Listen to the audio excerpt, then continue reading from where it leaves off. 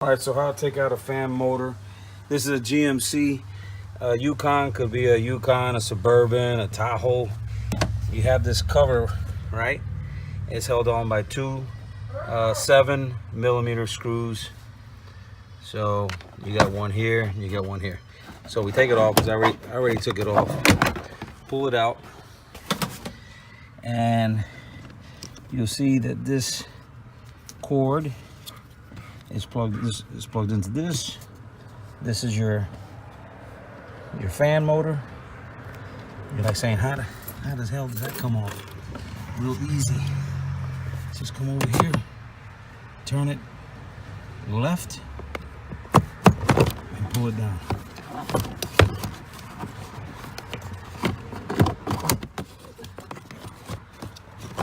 And there she is. So there you have it. Very simple. I did it within a minute, 2 minutes.